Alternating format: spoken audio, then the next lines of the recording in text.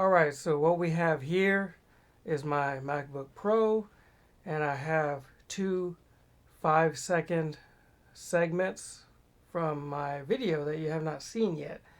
I don't know if I'm going to publish this video first or publish that recording. I'll probably do that recording and then this video because I've already uploaded it and it's already ready to go. So I have 5-second segments here, and so what we're going to do is we're going to count the frames. And I've already done it, but I'm going to play it first real quick so you can... Difficult.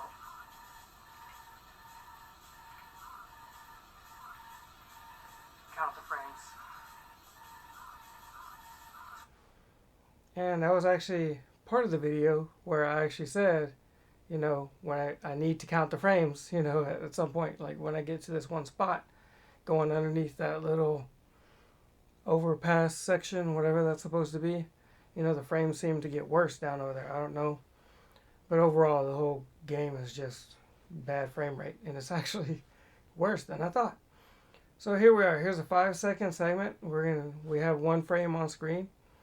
And so I lined it up, measured. As soon as I saw a frame, I cut it. And then that's where I started from. And then once I saw the final frame, I cut it. So I got it, 5 seconds. And so the idea is of a retro game, a good retro game would have 60 frames and 50 frames or 50 hertz if you're in PAL territories. And some games do 25 in PAL and 30, in NTSC. And so those are good frame rates. My cat's making noise over here. You want to have, 50, 60 frames. But a game like this, that they push the limits of the Game Boy Advance, it's a little bit different. So here we go. So we got one frame. That's 2, 3, 4, 5. I'm not going to count every one of them out loud.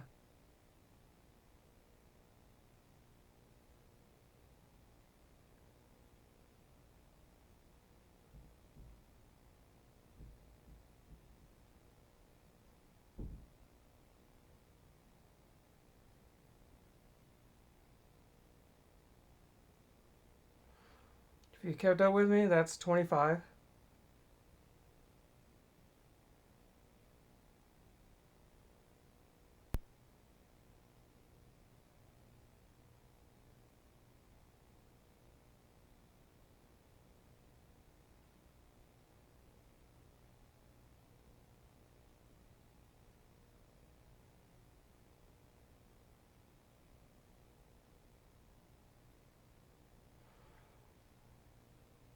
And so we did 44 frames because this one would have been the 45th, but this is a different frame.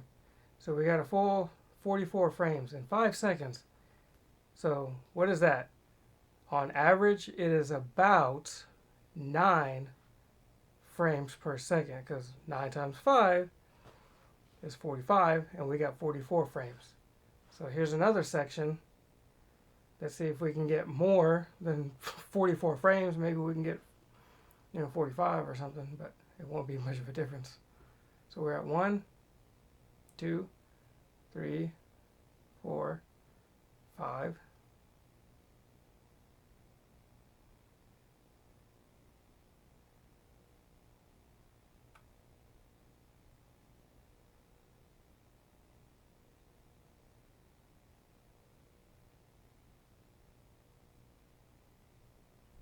Or 25.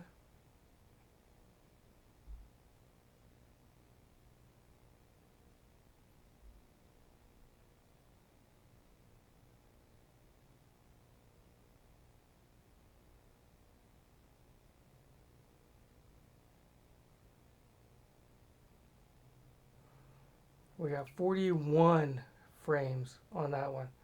So 41, right? And this is the area, or one of the areas that I mentioned, going through here underneath this little overpass. So I don't know if that's supposed to be a bridge or what it's supposed to be. So we got about 8 frames because 8 times 5 is 40, right? So we just got barely over 8 frames. And then over here, we got about 9 frames. Just under 9 frames. So just under 9 frames and barely over 8 frames.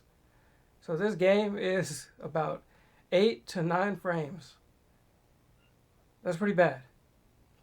So there you have it. That's all this video is. It's very short.